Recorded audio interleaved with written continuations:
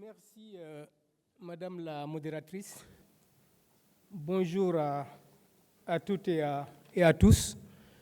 C'est tout un plaisir pour moi de participer à ce colloque sur une question aussi importante qu'est l'autonomisation des femmes dans un contexte de transition verte. Et mon nom, comme l'a dit la modératrice, c'est Sékou Sarr, donc je suis le secrétaire exécutif de ENDA Tiers-Monde. Donc, nous allons commencer ce panel avec mes panélistes, qui sont Monsieur Khatari Mbaye, du microfinancement du Fonds mondial pour l'énergie, Madame Koumbali Diaw de la FAO, Madame Fatou Sarr de ENDA Énergie et Monsieur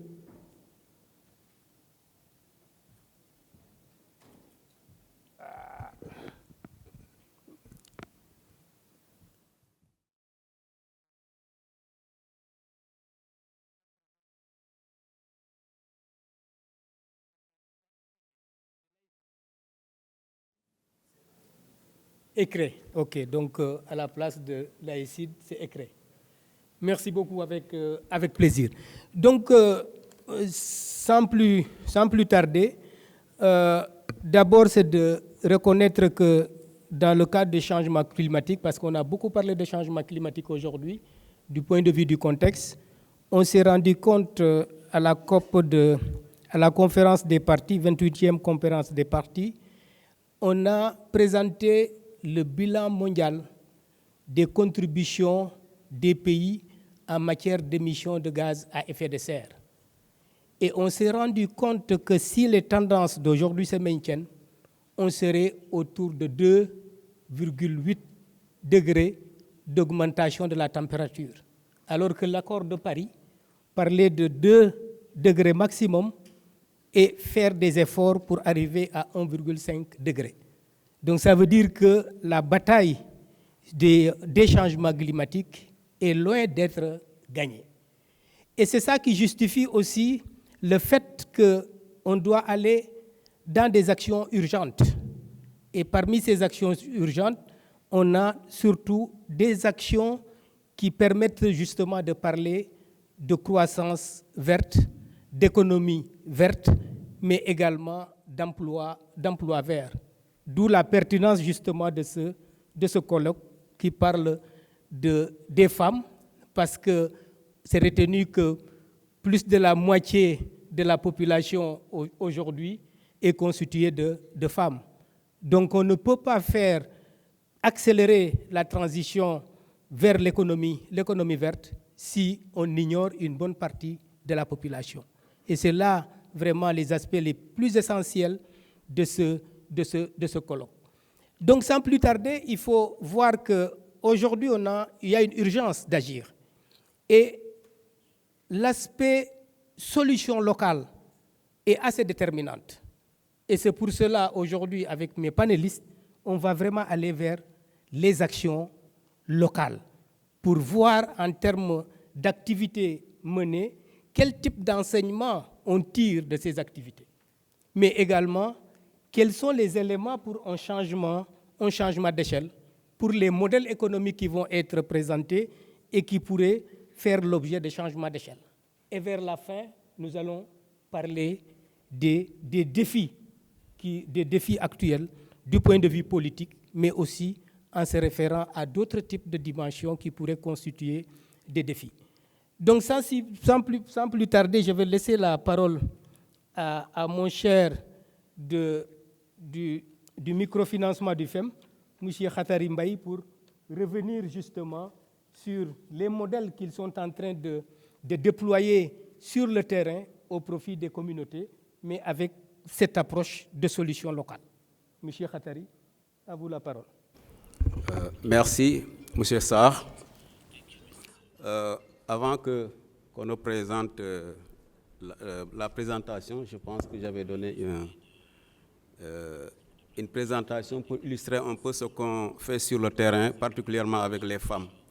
Mais avant cela, je devais d'abord préciser que le programme de microfinancement du FEM, c'est destiné aux organisations de la société civile, qui est différent du grand FEM, des grands projets du FEM, comme le PNA-FEM, dont tout à l'heure j'ai entendu une personne du ministère de l'Environnement parler de ces projets.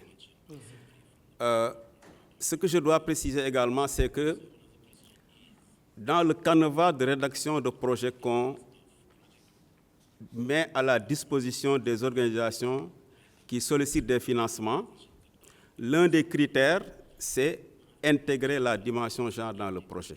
Le Comité national de sélection de projets a comme critère que dans chaque projet, que le projet soit porté par une organisation féminine ou pas, il y a toujours un point dans lequel on précise la dimension genre du projet, quels vont être les bénéfices pour les hommes, pour les femmes et autres. Alors, par rapport maintenant à cette question, d'habitude, on a de petits projets par la taille des subventions. C'est pour ça d'ailleurs qu'on l'appelle le programme de microfinancement du FEM. C'est lié à la taille de la subvention qui ne dépasse pas 25 millions ou 50 000 $. Mais avec 25 millions, on réussit quand même à prendre en charge plusieurs préoccupations de la communauté à la base parce que nous travaillons avec des projets intégrés. Et quand on parle de projets intégrés, pour nous, c'est dans le même projet, puisque c'est dans le domaine de l'environnement, on règle des problèmes de biodiversité à la base, on intègre les changements climatiques et il y a un volet activité génératrice de revenus. Quel que soit le projet du microfem, c'est des projets multifocaux, c'est comme ça qu'on les appelle, parce que vous avez des objectifs, des indicateurs de biodiversité, des indicateurs liés au changement climatique et des indicateurs de lutte contre la pauvreté. Donc je vais donner deux exemples. Alors je ne parviens pas à voir, mais il y a un slide où je donne l'exemple des femmes qui travaillent dans la gestion des ressources marines et côtières et un deuxième exemple sur l'agroécologie. Voilà, c'est ça. Donc, je ne vois pas pourquoi ça part encore. Donc, c'est juste pour montrer des projets qui sont portés par des groupements de femmes qui travaillent dans la cueillette des fruits de mer, la transformation des produits halieutiques, mais au même moment, ils travaillent dans la protection de l'environnement avec le reboisement de la mangrove, également la réhabilitation des habitats pour le repos biologique, pour observer des périodes de collecte et des périodes où il faut laisser la mer se reposer, donc pour rendre un peu plus durable l'exploitation.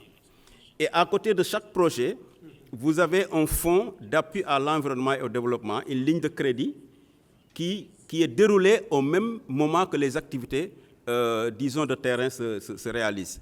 Et ce fonds d'appui à l'environnement et au développement de 4 000 $, 2 millions, est utilisé par les femmes pour faire du microcrédit. Donc, dans un projet du programme de microfinancement du Fonds pour l'environnement mondial, vous avez des activités génératrices de revenus, telles que l'apiculture, l'ostréiculture, etc.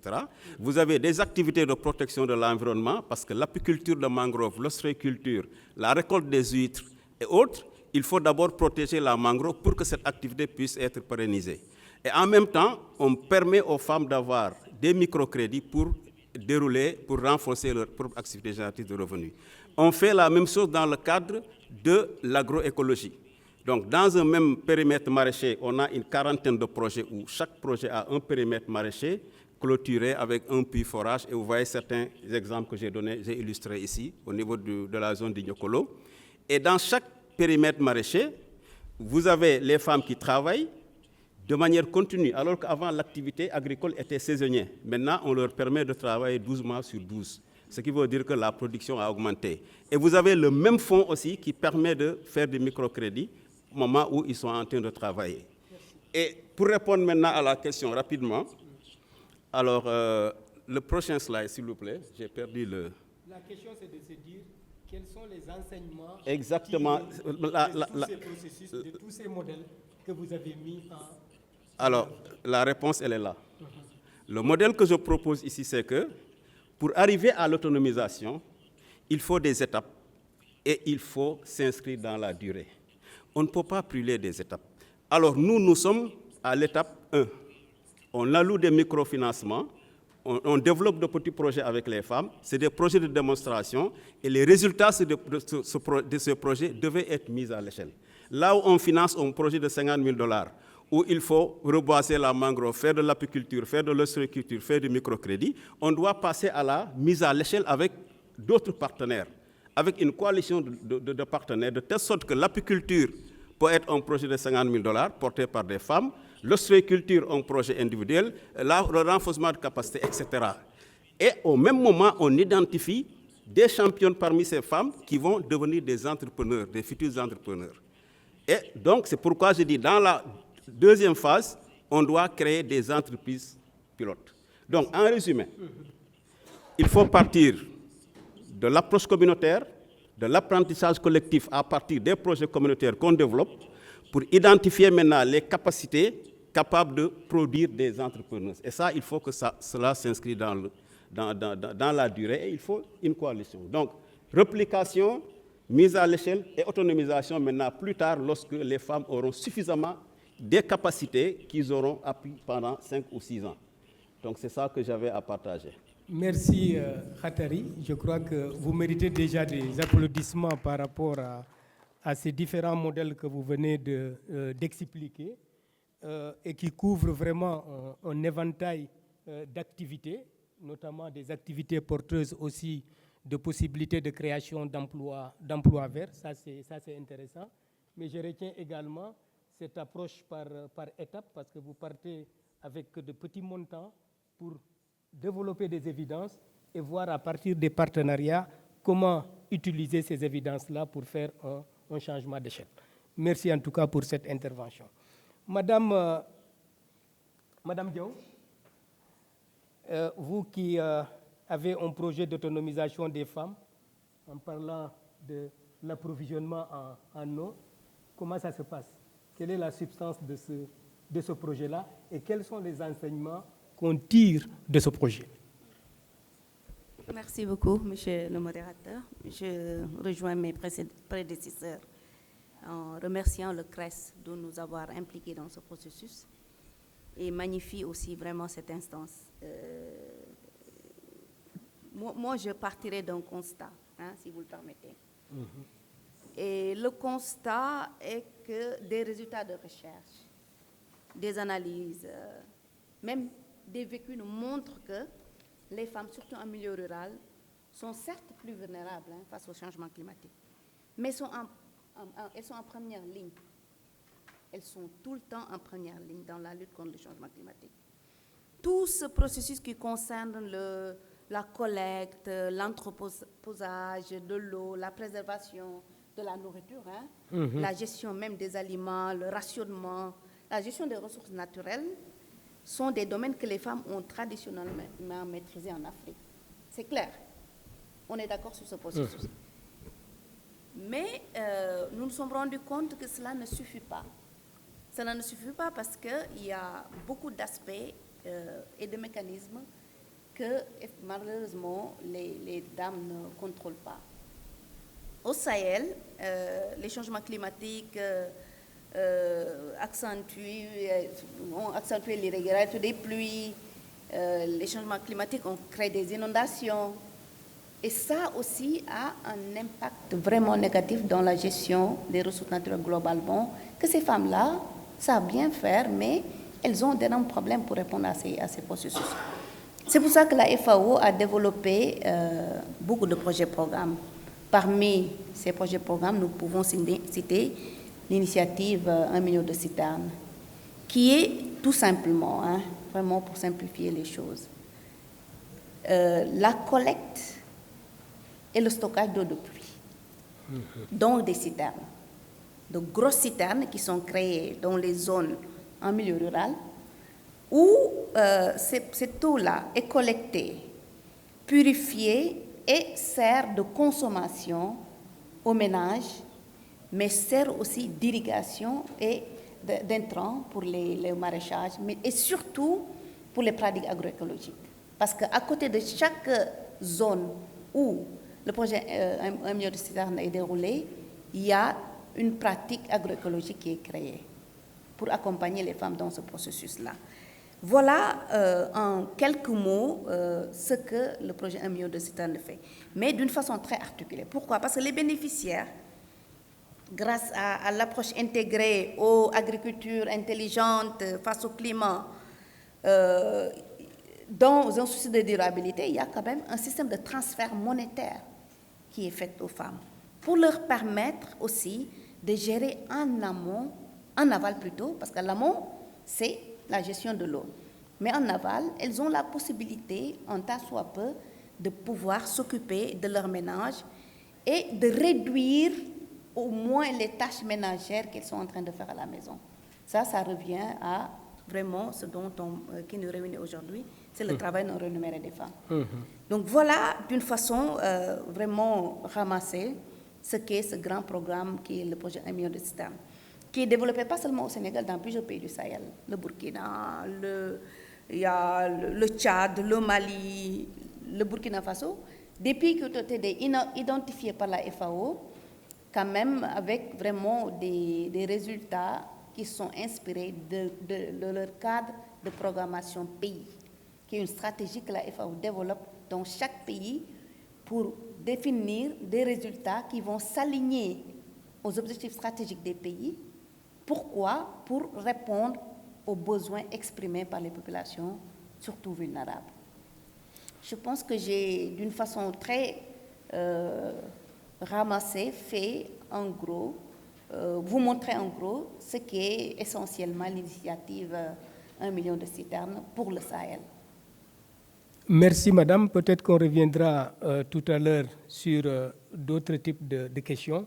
Ce qu'il faut retenir, c'est l'accent qui est mis ici sur l'utilisation productive de l'eau et qui permet aussi aux femmes, éventuellement avec les transferts monétaires et autres, de pouvoir aussi renforcer leur autonomie. Je reviendrai peut-être sur les enseignements que vous avez tirés par rapport à ça et comment vous projetez par rapport au changement d'échelle. Il y a déjà l'échelle parce que vous êtes dans plusieurs pays, mais au-delà de cette expérience au niveau de plusieurs pays, avec les enseignements, comment vous allez aussi étendre ce genre de projet, même si c'est dans le même pays, mais pour toucher beaucoup plus de femmes dans le pays, mais au niveau aussi de la région. On reviendra sur ça. Et comme vous parlez d'eau productive, je crois que le passage est vite fait avec Fatou Sarr qui parlera aussi de l'eau productive, mais également de l'énergie productive. Fatou, est-ce que vous pouvez revenir sur votre modèle économique, mais aussi sur les enseignements que vous tirez de ce modèle économique? Voilà, merci beaucoup, M. Sarr. Bonjour à toutes et à tous. C'est un grand honneur pour moi d'être là pour partager avec vous un programme initié par Enda Energy en collaboration avec Osiwa. Rappeler un peu que Enda Energy est une organisation de la société civile qui travaille sur toutes les questions liées à l'énergie, à l'environnement et au développement. Et nous développons un portefeuille de programmes dans lesquels il y a le projet renforcement de résilience des femmes productrices du Delta pour une sécurité alimentaire. Et pour nous renforcer la résilience des femmes productrices repose sur 4 éléments majeurs. Et ce sont ces éléments-là qui constituent les bases de la résilience des femmes productrices. D'abord, l'accès à la terre, l'accès des femmes à la terre. Nous sommes dans un contexte de changement climatique où la terre devient de plus en plus dégradée avec nos pratiques culturelles. C'est vrai que bien que les lois promeuvent l'égalité des chances sur l'accès à la terre, mais il a été constaté que le contrôle des femmes sur cette ressource se pose avec acuité dans le milieu rural, où l'agriculture occupe une place de choix. Il a été constaté aussi que la production alimentaire mondiale, selon l'étude effectuée par la FAO, 60 à 70% de la production alimentaire mondiale est assurée par les femmes alors qu'elles détiennent moins de 10% des terres. Soit parce que certaines femmes productrices ne connaissent pas les procédures à suivre pour accéder à la terre, ou bien il y a certaines femmes qui sont peut-être bloquées par les pesanteurs socioculturelles pour pouvoir accéder à la terre. Donc, raison pour laquelle, pour ce premier défi à relever, on a eu à faire des plaidoyers auprès des collectivités locales pour l'accès des femmes à la terre, mais également nous avons renforcé les capacités techniques des femmes sur les procédures d'attribution à la terre pour qu'elles puissent se positionner dans les instances de décision. Le deuxième défi pour nous, pour assurer la résilience ou bien pour renforcer la résilience des femmes productrices, c'est l'accès à l'énergie. Parce qu'on parle de l'agriculture, par exemple, si je prends la zone nord du Sénégal, dans la vallée du fleuve Sénégal, l'agriculture irriguée dépasse largement l'agriculture pluviale. Et dans cette agriculture irriguée, le coût hydraulique constitue le principal poste de dépense. Parce que quand nous avons fait calculer les charges d'exploitation, pratiquement, ça comptait jusqu'à 40% des charges de production. Parce qu'actuellement, le carburant coûte cher. Et comme on parle de femmes, on parle de personnes vulnérables, dans ce cas, respecter le calendrier d'irrigation peut poser problème du moment où que ces femmes-là ne disposent pas assez de moyens financiers pour pouvoir acheter du carburant. Donc pour nous, la sécurisation énergétique dans les exploitations agricoles constitue un défi majeur pour renforcer la résilience.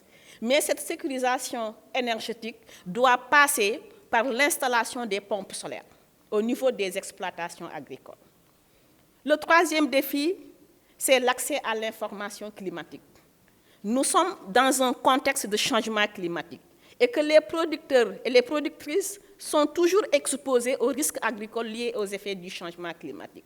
Donc le fait qu'elles disposent de l'information climatique, ça peut constituer un outil d'aide à la décision de ces femmes-là. Et le quatrième défi, c'est l'accès au marché parce que la finalité de la production, c'est la commercialisation. Donc, pour renforcer la résilience des femmes, nous avons articulé ces 4 A qui permettent d'accroître la productivité agricole de ces femmes. Et pour les... Voilà.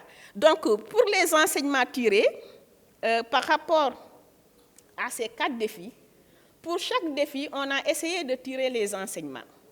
Pour l'accès des femmes à la bonne terre, nous misons sur le plaidoyer, renforcer davantage les capacités, les compétences techniques de ces femmes pour qu'elles puissent s'affirmer ou bien se positionner dans les instances de décision afin qu'elles puissent sécuriser leur accès par rapport à la terre. Pour l'accès à l'énergie, c'est vrai que les équipements énergétiques coûtent un peu cher et peut-être ça peut constituer un facteur bloquant pour l'accès à l'énergie. Ce que nous avons tiré comme enseignement est de voir comment exonérer ou bien subventionner ces équipements ou mettre en place des mécanismes de financement en équipement solaire. Pour le troisième défi, l'information climatique, c'est vrai que nous avons testé ce modèle et nous avons eu à prendre un échantillon de femmes qui recevaient régulièrement de l'information climatique auprès de l'ANACIM, mais à la fin du projet, on s'est rendu compte que ces femmes ont pu gérer des risques agricoles. Ces femmes ont pu prévenir des risques agricoles. Donc l'information climatique doit être généralisée auprès des producteurs pour qu'elle constitue un outil d'aide à la décision. Et l'accès au marché, on ne peut pas produire, avoir des rendements, faire face aux effets du changement climatique et qu'à la fin, on se retrouve avec des méventes. Donc là, au lieu de se limiter uniquement sur la commercialisation, les enseignements tirés, c'est de voir comment étaler l'écoulement des produits. Parce qu'en général, les produits agricoles, c'est des produits périssables. Donc le fait d'installer des unités de conservation, mais solarisées, pourrait étaler l'écoulement des produits agricoles. Merci.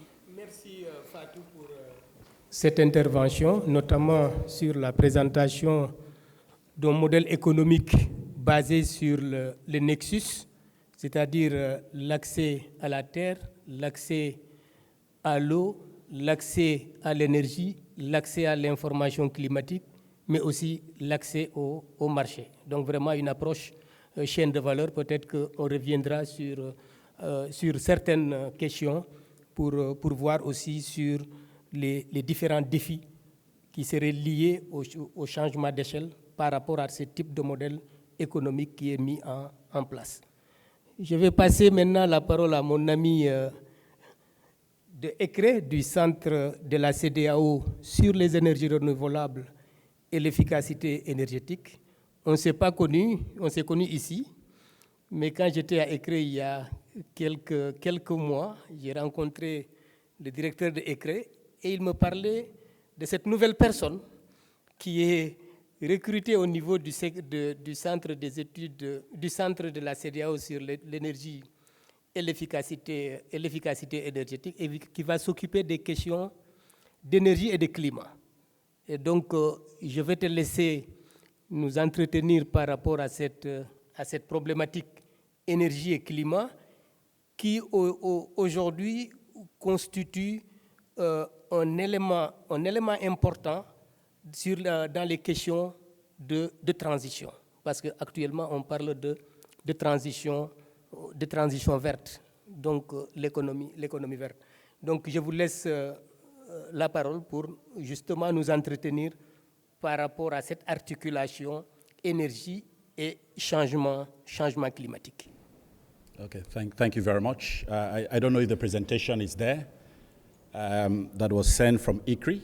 Thank you very much. My name is Sir Abraham Grassise, the climate energy expert working for the ECOWAS Renewable Energy and Energy Efficiency Center based in Praia in Cape Verde. So I don't know if the guys doing the presentation, if they have my PowerPoint there to show you all.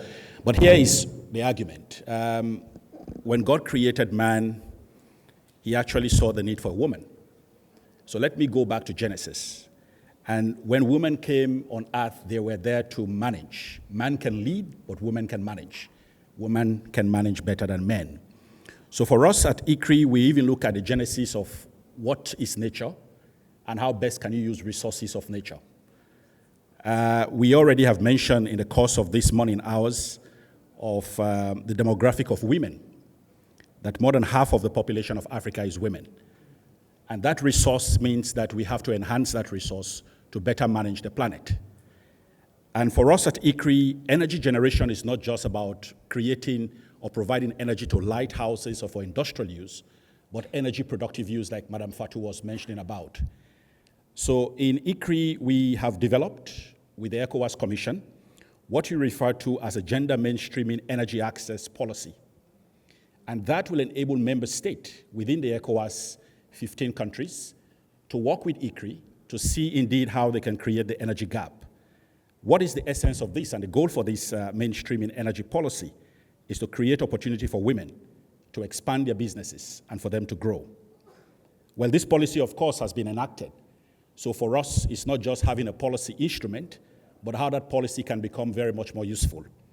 So in our strategic plan for 2023 to 2027, we ensure that in all of our 3 pillars of intervention in ICRI and in supporting member state, both on energy efficiency, renewable energy, and cross-cutting, which has to do with climate, we ensure that women and gender is critical, and indeed ensuring that women have the position to be able to get access to the resource that is needed, which is energy. So 5 key priority has been developed. Number 1 is women economic empowerment through energy access for productive use. Number 2, women business funding. How can you fund women in agriculture, give them the capital they need, provide them the energy such that they can expand in the agricultural activities? Because we know in the rural setting, it's mostly the women that do the cultivation. The men will just come and get, the higher pie of the pile after cultivation. But in terms of the labor-intensive work, cultivation is done by women. Second point is what we call women technical exchange, the South-South cooperation that ICRI is working. How can that be possible that women from Senegal can go to Burkina Faso, or can even go to Kenya, and can even go to South America, indeed part of the South-South experience learning, such that at least you can have that sharing of experience in energy productive use and mainstreaming gender in the use of energy. But then the question is, we are not just talking of policy. We start doing concrete programming, program intervention impacting women. From 2017 to 2018, and indeed up to 2023, now that we are, the past 5 years, what we call the ECOGEN, 15 member state ECOWAS is helping to see how they can develop energy access policy and mainstreaming energy access in their development programming. But then put figures in place. The Spanish Development Agency that is called ICID provided some fund. And what are these funds? This fund is to say, hey, let's give them raw cash. Let's give women money. So from 30 to 50,000 euro, women can able to access. I don't know what that's in CFA, but 30,000 euro is a huge money, 30 to 50,000. So for every country in ECOWAS member state, you can have access to those funds. So ICRI is there, the funds are there, is how can you, working with women, and how can women get access to those funds? Beyond that, we have just got, in fact, today I got from the executive director, Dr. Jean-Francois Sampaore, he just texted me that GIZ has also supported us to see how we can develop what you refer to as gender strategy and action plan. And not just for one country, for all the 15 member states, such that you can operationalize the idea of energy and gender and climate nexus. The third point I want to mention is indeed what you call the SECOA, and that is from the IDRC. And IDRC is co-convening this meeting. With the IDRC, we have what we call Women and Clean Energy in West Africa. Food are prepared in homes, but the women preparing food, they're not preparing food using productive and clean energy. They're using what you call biomass, charcoal, and firewood. That actually has some negative effect on their health. So our drive is to see how indeed we can enable women to be more productive by creating the platform wherein energy can become a very much more useful tool. Thank you so much. Yes, M. Sarr, Abraham, pour cette intervention par rapport à ECRE, orientée justement sur les questions d'intégration de l'énergie dans les politiques énergétiques de la CEDEAO, d'un point de vue de l'accès à l'énergie, mais aussi accès à l'énergie orientée usage productif. Donc on reviendra également vers vous pour une autre question. Sans plus tarder, je reviens à mon ami Hattari par rapport au modèle qu'il a présenté. Aujourd'hui, quels sont les défis pour un changement d'échelle, notamment les défis politiques? Parce que ce que vous avez fait, et on l'a toujours dit à l'international, le microfem, ce qu'il est en train de faire, a un impact réel sur les communautés, mais souvent ça se limite à ce niveau-là. Quelles sont les difficultés politiques, les défis politiques qu'on doit pouvoir relever pour justement arriver à un changement d'échelle de ces pratiques, de ces solutions locales qui ont un fort impact? Merci, M. Sarr. Je pense que le premier défi d'abord, c'est l'intégration de l'approche, de la démarche du programme par les États, les gouvernements. La chance que nous avons avec le microfem, le programme de microfinancement des femmes, c'est que c'est un programme international qui est présent pratiquement dans tous les pays, 136 pays à travers le monde. Et nous appliquons la même démarche, la même approche, pratiquement les mêmes outils de gestion et de mise en œuvre des projets. Donc c'est facile de mettre en place, disons, des stratégies d'intégration au niveau sous-régional, au niveau régional et même au niveau mondial. Donc ça, au moins, c'est un avantage. Maintenant, le problème qui se pose, c'est que comment faire pour intégrer, prendre en charge ces résultats, cette approche qui permet de valoriser le savoir-faire local, qui permet de s'appuyer sur les connaissances endogènes, les pratiques communautaires locales qui ont fait de très bons résultats, comment l'État peut-il faire pour l'intégrer dans les grands programmes? Parce qu'on dit que le microfem, c'est un programme de démonstration. Le Fonds pour l'environnement mondial, comme vous le savez, finance de grands projets. PNAFEM, GIRMAC, PASSEF, tout ça, c'est l'argent du FEM. Mais c'est de grands programmes, généralement, qui travaillent dans la mise en œuvre de plans, de stratégies et de politiques. Maintenant, quand il va s'agir de mettre en œuvre, rendre opérationnels ces programmes et politiques, il y a une partie dédiée aux communautés et nous, on aide à à opérationnaliser un peu ces politiques. Donc, il appartient à l'État de faire des efforts pour que ces résultats qui sont issus des communautés, qu'on puisse les capitaliser et l'intégrer un peu dans... Et c'est pourquoi je pense qu'il y a un dernier slide même. Au niveau du programme maintenant, ce qu'on fait, on pousse les communautés elles-mêmes à s'organiser pour faire leur propre plaidoyer.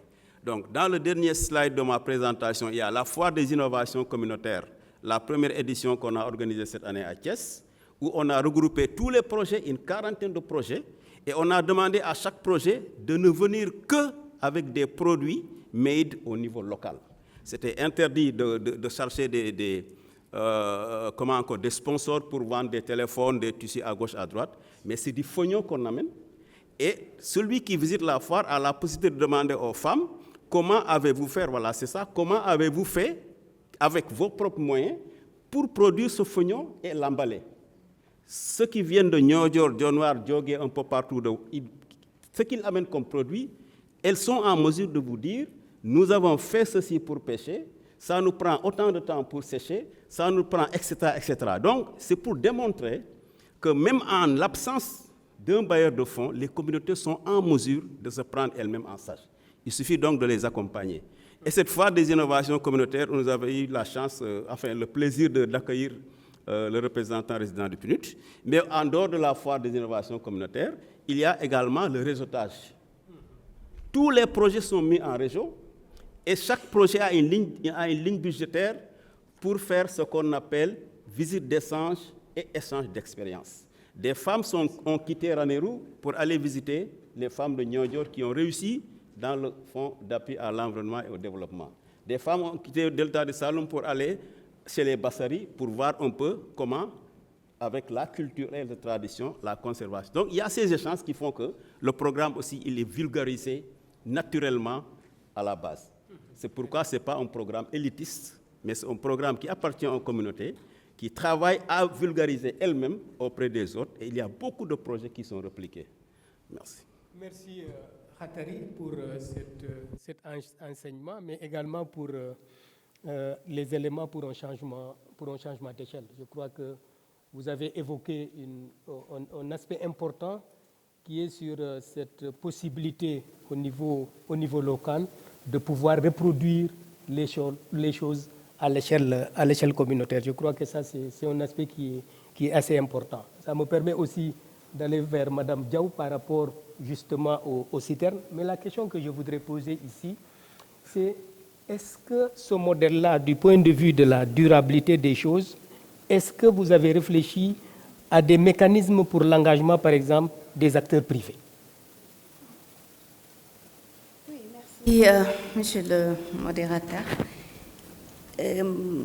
Si vous permettez, je voudrais vraiment revenir un peu sur les défis à relever par rapport à cette grande initiative 1 million de citernes. Pourquoi? Parce que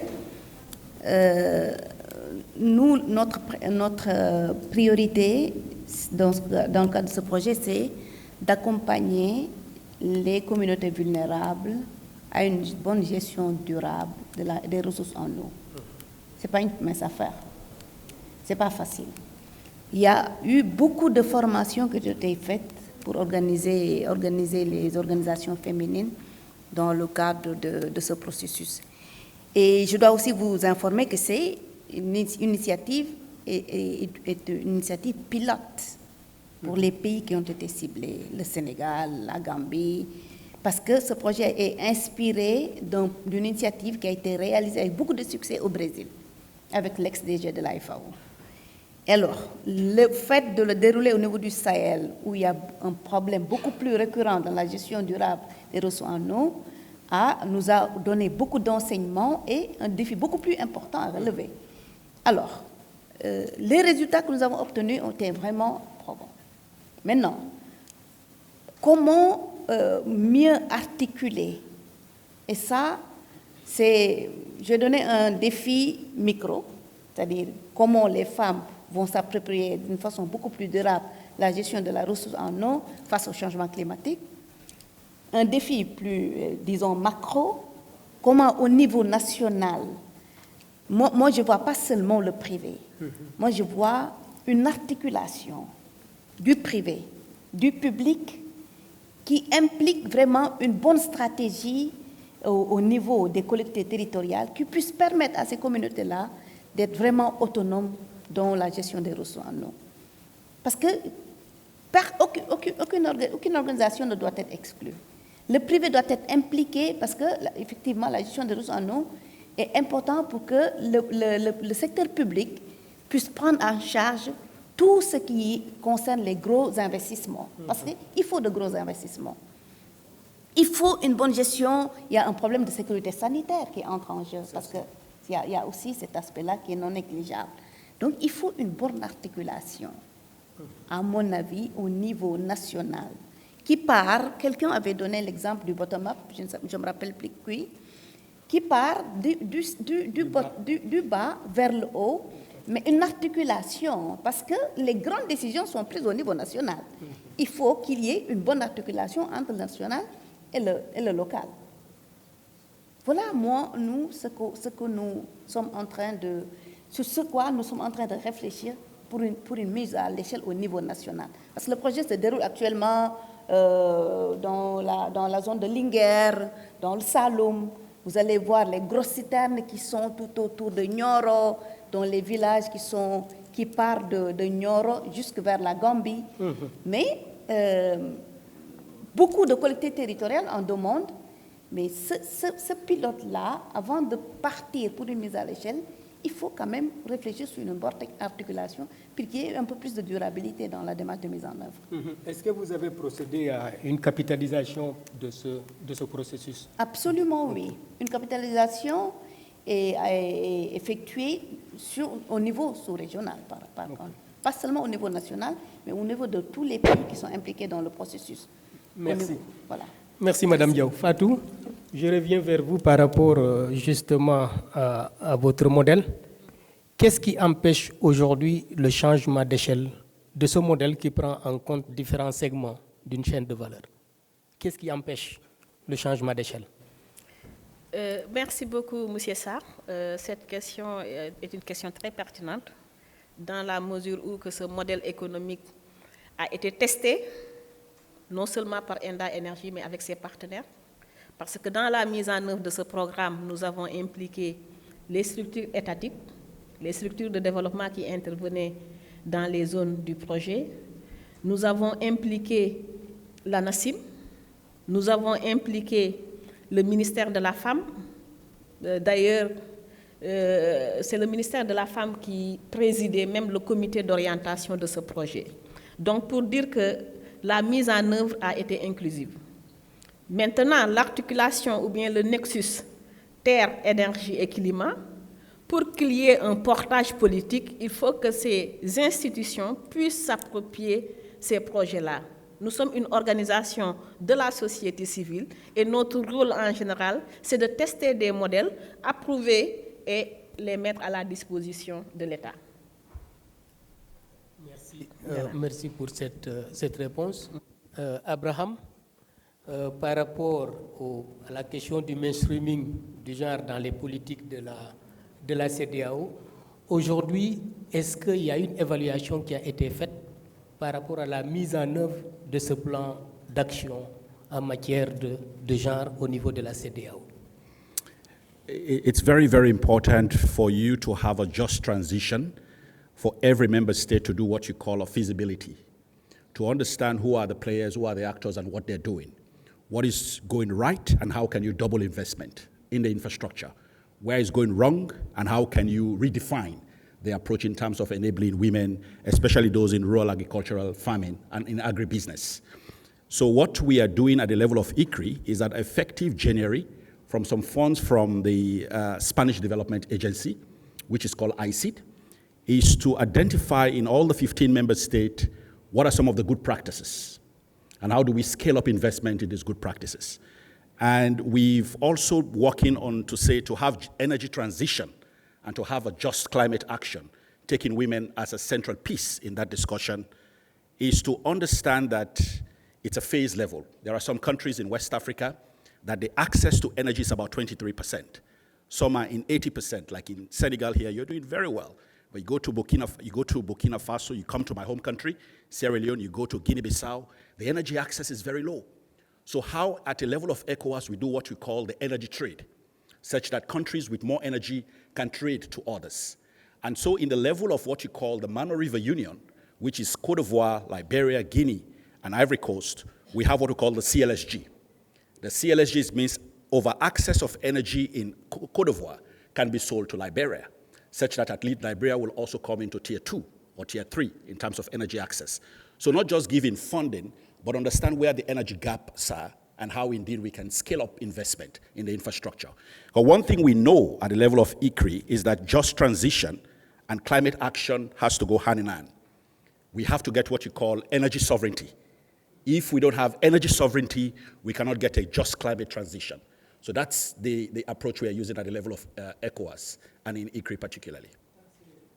C'est assez intéressant comme approche parce que du point de vue de la transition, pour la transition énergétique juste, on a tendance aujourd'hui à vouloir mettre en avant les questions de souveraineté énergétique. Parce qu'aujourd'hui, avec la guerre de l'Ukraine, on s'est rendu compte le problème géopolitique lié justement aux ruptures d'approvisionnement des pays du Nord, notamment les pays européens qui dépendaient forcément de l'Ukraine. Et donc aujourd'hui, dans le contexte de l'Afrique, notamment de l'Afrique de l'Ouest, où il y a de plus en plus de découvertes de pétrole et de gaz, c'est important de ne plus parler uniquement de sécurité énergétique, mais beaucoup plus de souveraineté énergétique, parce que nous avons et les ressources fossiles et les ressources aussi renouvelables. Donc effectivement, cette perspective, ce principe de souveraineté énergétique est un principe assez important.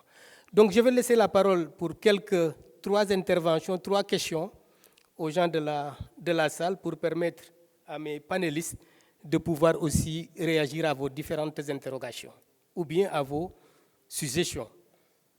Oui, madame?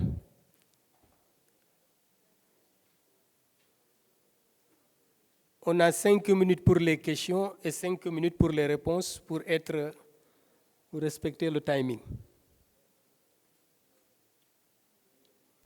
Oui. Vous avez qui a le micro, s'il vous plaît?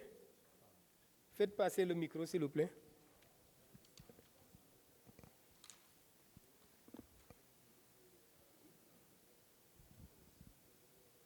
Merci beaucoup. Je voudrais tout d'abord féliciter les panélistes, experts, etc., pour leurs brillantes interventions. Je suis Oumoul Khairignan, je suis vice-présidente de l'Association des femmes africaines pour la recherche et le développement à FARD. En même temps, je suis dans le conseil d'administration de Green Sénégal, donc nous sommes directement intéressés par la thématique. Ma question, elle s'inscrit en droite ligne par rapport à ce que monsieur le modérateur vient de souligner. Nous avons, nous travaillons, la plupart aujourd'hui des acteurs et les pays se rendent compte que c'est important de travailler dans le cadre de la souveraineté.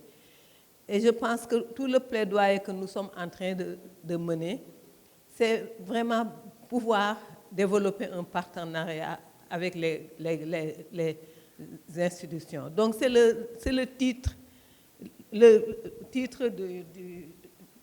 de ce panel d'experts qui parle des programmes d'aide au développement. Je pense qu'il est temps, dans le travail que nous faisons, de revoir certains concepts et paradigmes d'aide au développement. Qui gagne quoi, qui ne gagne rien. Je pense que c'est une question importante qu'il faut interroger, surtout que lorsqu'on parle de ressources énergétiques, hydriques, etc. Merci. Merci, Oumou Khairi. Une autre question de... Oui?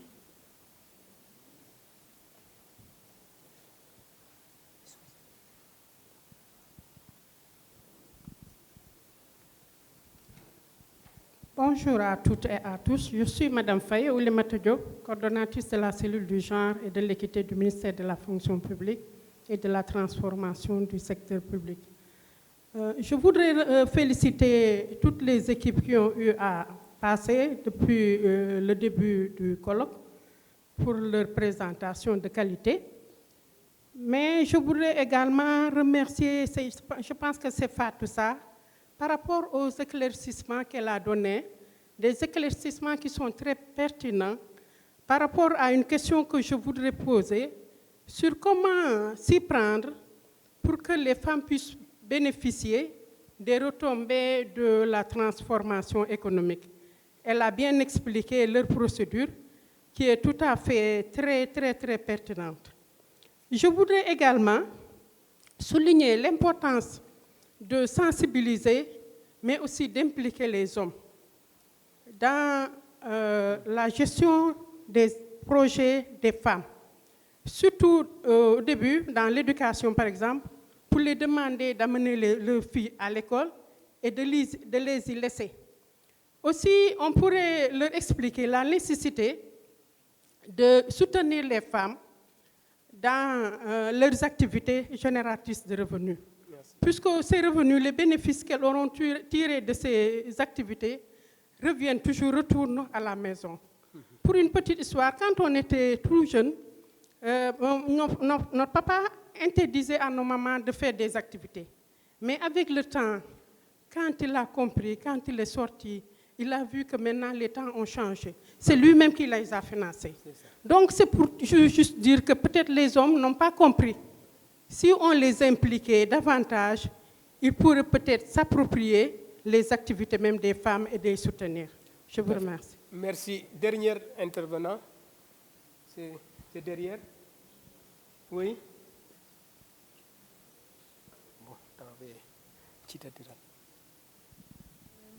Bonsoir à tous. Je me présente, je m'appelle Safietou Sagna, je suis entomologiste agricole. Je suis diplômée à l'université Cheikh Anta Diop de Dakar. Récemment, j'étais alumni au programme AWF, African Women Featuring of the Fellowship of the Featuring, qui a été financé par la GIZ. Ma question, c'est pour Madame Sarr, concernant les magasins de stockage. Est-ce que vous avez un projet qui permettra de créer des magasins qui permettront de stocker la production maraîchère ou agricole de ces femmes-là, qui seront comment dirais-je, qui seront utilisées pour pouvoir pérenniser la production agricole et enfin acheminer au niveau des zones urbaines. Est-ce que vous avez tout ce projet-là pour ces genres de femmes-là? Et pour Madame Diaw? Madame Diaw, oui. Pour les 100 citernes, j'aimerais savoir, est-ce que vous avez un projet pour l'assainissement des eaux, en fait? Vous avez dit que vous avez pu donner à ces femmes 100 citernes pour qu'ils puissent utiliser cette eau-là à la maison et pour l'agriculture en tant que telle. Mais il y a certaines zones où ces eaux-là sont usées à cause des pesticides. Et parce que je suis entomologiste, il faudrait que je parle de ça aussi. On utilise beaucoup de pesticides dans l'agriculture. Est-ce qu'il y a un projet qui permet de pouvoir traiter ces eaux-là? Parce qu'on peut donner des citernes, mais est-ce que ces citernes-là pourront être des eaux qui sont saines en fait pour ces femmes-là? Et concernant... Je pense que j'ai fini. Non, allez-y, fini. Non, c'est pas grave, c'est bon, je garde ça pour moi. Non, gardez pas, il faut partager. En tout cas, merci. On a quelques questions. Donc, nous allons laisser la parole à Abraham de commencer par rapport à cette question de partenariat, notamment dans le cadre de l'aide au développement. Donc ça, c'est une question qui a été posée. D'autres questions ont été posées à Mme Sarr, elle a déjà pris note, et aussi à Mme Diaw. Et on va donner à Khatari de faire le dernier mot avant qu'on clôture ce panel. Merci. So developing aid in terms of energy access for the 15 member states in ECOWAS, which of course ICRI since 2010 was established to be the specialized agency providing renewable energy and efficient energy to people in the 15 countries of our sub-region. Partnership is very key. And for us, we see partnership as a PPP, and sometimes even what you call a corporate social responsibility. And we want to shift from the discussion of always being the complainers that we are suffering from climate effect. We want to see what resources we have in Africa and how we can provide solution internally. I give you an example of what ICRI is working on with member states in West Africa. There are countries that have done what we call seismic mapping, have the potential to do what we call offshore oil drill and gas exploration. Nigeria, for example, concretely is producing fuel, raw petroleum, fossil fuel. But when you go to Nigeria, is that petrol is hard to find. So how do we use our resources for our people first before exporting? Secondly, the production of fuel in Nigeria, you come out with what you call LPG, the liquefied petroleum gas. But that LPG is not used. Rather, when you go to homes, our women are still bending down using charcoal and using firewood. How can we add value to the fume of the petroleum manufacturing industry such that there is a pipeline within Africa? How can we stop the discussion to have a pipeline running from Niger and feeding all the way France, whereas the sub-region itself, Africa, is not energy sovereign? So when we talk about energy sovereignty, it's how Africa can resource mobilize its own resources internally, how we can work with partners to add value to what we have, and how we can share that resources for the good of our people in the sub-region. Okay, thank you. Fatou? Merci beaucoup, M. Sarr. Par rapport à la question liée aux retombées économiques, le modèle d'exploitation qu'on a mis en place pour les femmes, c'est des groupements de femmes, je peux même dire que c'est des fédérations qui ont eu à bénéficier des périmètres qui sont aménagés, clôturés en grillage, équipés en solaire, avec un accompagnement continu. Maintenant, dans la répartition des bénéfices, il y a une partie, c'est des exploitations communautaires, mais à exploitation privée, parce que l'exploitation communautaire a atteint ses limites. Nous avons subdivisé la parcelle en fonction du nombre d'exploitants. Maintenant, chaque exploitant, à la fin de chaque campagne, il y a une partie qui est réservée à l'amortissement du matériel, une autre partie qui est réservée à la caisse de la fédération, et la troisième partie est réservée, il y a une partie qui est réservée à l'exploitant, une partie qui est réservée à l'amortissement, une partie qui est réservée à la caisse de la coopérative, mais il y a une partie qui est réservée au remboursement du crédit des intrants. Parce que le projet n'a pas pris en charge les semences et tout ce qui est intrant. Ce que le projet a fait, c'est l'aménagement, l'équipement et l'appui conseil. Maintenant, la partie qui est réservée à l'exploitant, elle va le mener à la maison pour préparer un bon poulet pour son mari, peut-être. D'accord. Maintenant, pour les magasins de stockage, c'est vrai que pour chaque projet, où est la dame qui avait posé la question? Ah, vous êtes là. Donc, en général, comment ça se passe? À la fin de chaque projet, il y a des leçons apprises. Et que ce sont ces leçons apprises-là qui vont nous servir d'idées de projet pour renforcer davantage les acquis de ce projet. Nous avons déroulé ce projet, on s'est limité uniquement dans la production. Et c'est après qu'on s'est rendu compte que c'est vrai que pour renforcer la résilience des femmes dans ce contexte de changement climatique, c'est bien d'assurer la sécurisation énergétique dans les unités de production, disposer de l'information climatique, faire de telle sorte que la femme ait accès à la terre, mais au finish, à la fin. Le produit est un produit périssable. Donc, comment il faut faire pour pouvoir intervenir sur tous les maillons de la chaîne de valeur? C'est ce qui nous a poussé à dire que pour renforcer les acquis de ce programme sur la résilience des femmes, cette fois-ci, nous allons au-delà même de la commercialisation, mais de la conservation et de la transformation. Ouais. Et comme nous, ENDA Énergie, nous travaillons sur tout ce qui est lié à l'énergie, à l'environnement et au développement, toutes les unités économiques que nous avons installées, c'est des unités économiques solarisées. Donc, pour la mise en échelle ou bien pour la densification de ce programme, nous allons maintenant se focaliser beaucoup plus sur en aval de la production. Merci. Merci Fatou. Madame Diaw, par rapport à la question liée à l'assainissement. Oui, si j'ai bien compris, sa question c'est comment fonctionne le processus de stockage, de collecte d'eau et comment l'eau peut être consommée pour être de l'eau potable, c'est ça, non? C'est ça. Alors, déjà, les citernes, c'est un système intégré, comme je le disais tantôt dans mes propos, où il y a un système d'épuration de l'eau à l'intérieur même des citernes, qui apporte un produit fini qui est sain pour la consommation, aussi pour la production agricole. Donc, voilà pourquoi, quand vous disiez que pourquoi pas le privé, c'est important que le privé soit impliqué dans le processus. Parce que c'est un investissement qui est assez énorme, qui demande de la maintenance, qui demande de l'entretien, qui demande beaucoup de recyclage. Donc, il faudrait vraiment, pour que ça soit durable, qu'il y ait de gros investissements. L'eau de pluie qui tombe durant la saison des pluies est collectée en grande quantité. Et c'est cette eau-là qui va approvisionner les ménages jusqu'à durant la saison sèche. Et c'est de grosses citernes qui prennent énormément de centilitres d'eau.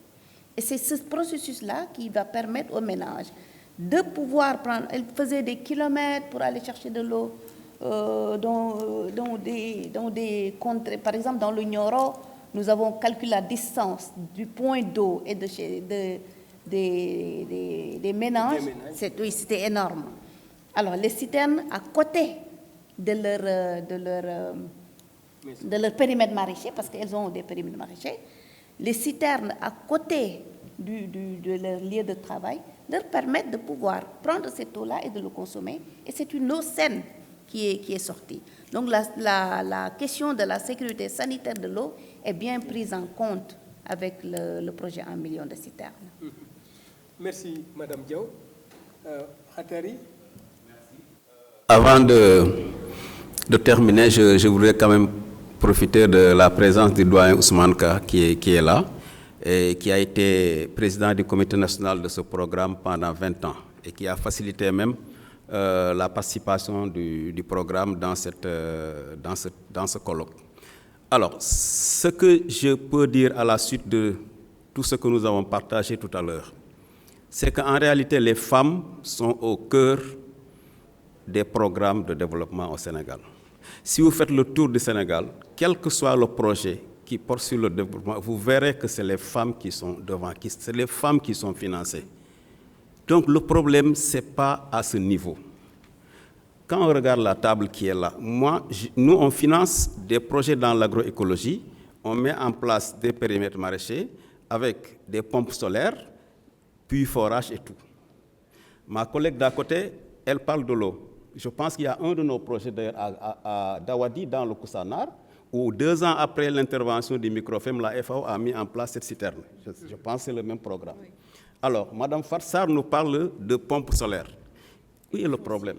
Et de foncier. Donc, c'est nous qui sommes responsables de ces programmes qui détenons la clé qui va rendre autonomes ces femmes. Il ne faudrait pas que, par exemple, après l'intervention du microfilm, 10 ans après ou 5 ans après, vous revenez, on vous pose exactement le même problème. Parce que les actions ne sont pas coordonnées. Donc, si au même moment, dans une même localité, avec le même groupement de femmes, on a les $50,000 du programme de microfinancement du FEM, on a la FAO qui, au même moment, met en place des citernes, on a ENDA qui, au même moment, installe des systèmes solaires, un autre bailleur met en place une unité de transformation. Quelqu'un encadre les femmes pour faciliter l'accès au marché, parce que l'accès au marché, il faut avoir une expérience en marketing. On ne peut pas se permettre avec des femmes qui sont à Dawadi, derrière le Kosana, de dire allez rencontrer Auchan, etc. Donc, il faut qu'on concentre nos actions autour d'un terroir, d'une communauté, d'un groupement, au même moment, partager nos objectifs et mettre en place des programmes coordonnés, et on accompagne les femmes pendant une certaine durée. Si on les laisse, elles sont autonomes. Mais sinon, c'est la même chose, quoi. Vous revenez 2 ans après, quelqu'un est passé, il a donné un moulin en 1000, vous revenez 2 ans, c'est les mêmes problèmes qu'on pose. Donc, c'est nous qui sommes responsables de l'inefficacité de cette intervention. Donc, l'autonomisation des femmes passe par une concertation, des procédures allégées, et on partage les mêmes objectifs pour aller ensemble au même moment. Donc, c'est ce que j'avais à dire. En tout cas, c'est le sentiment que j'ai en écoutant mes collègues et en étant, depuis ce matin aussi, en écoutant tout ce qui est dit ici. Merci. Merci, Khatari, pour cette dernière intervention. Il me serait très difficile de faire la synthèse, mais au moins parler de quelques éléments que j'ai retenus aussi de ces échanges. Le premier élément qui est fondamental et qui constitue pour nous aussi un aspect, un défi à relever, c'est le défi de cloisonnement. C'est-à-dire que les partenaires techniques, comme aussi nous, acteurs de terrain, on est trop cloisonnés.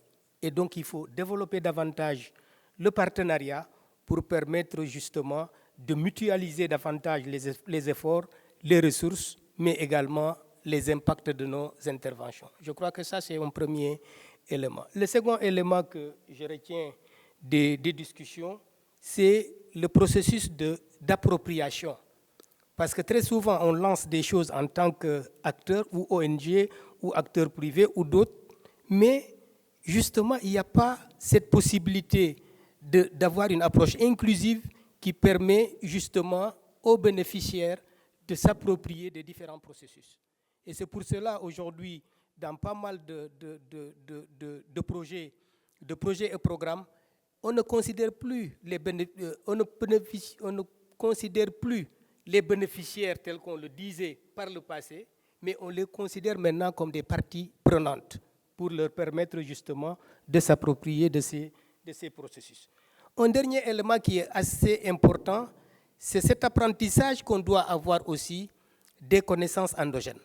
Comment, à partir des pratiques locales, comment on pourrait aussi permettre un changement d'échelle de ces pratiques endogènes, parce qu'elles sont faciles d'appropriation, elles sont souvent moins coûteuses, donc il faudrait qu'on cherche à voir comment ces pratiques endogènes peuvent faire l'objet de changements d'échelle avec aussi l'implication des pouvoirs publics.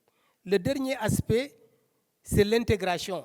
Et pour parler de l'intégration, c'est parler aussi de ce décloisonnement qui est nécessaire. Et pour y arriver, il faut davantage multiplier les cadres de dialogue multi-acteurs, que ce soit au niveau régional, comme l'a dit mon ami Abraham, dans le cadre du plan d'action genre de la CEDEAO, mais au niveau national, mais également au niveau local, pour davantage mutualiser et avancer ensemble pour des transformations réelles au niveau de nos communautés. Je vous remercie pour votre aimable attention, tout en remerciant également mes panélistes qui méritent vraiment des applaudissements. Ils ont été assez pertinents par rapport aussi à cette problématique. Merci à vous tous pour vos différentes interventions assez phares. Merci.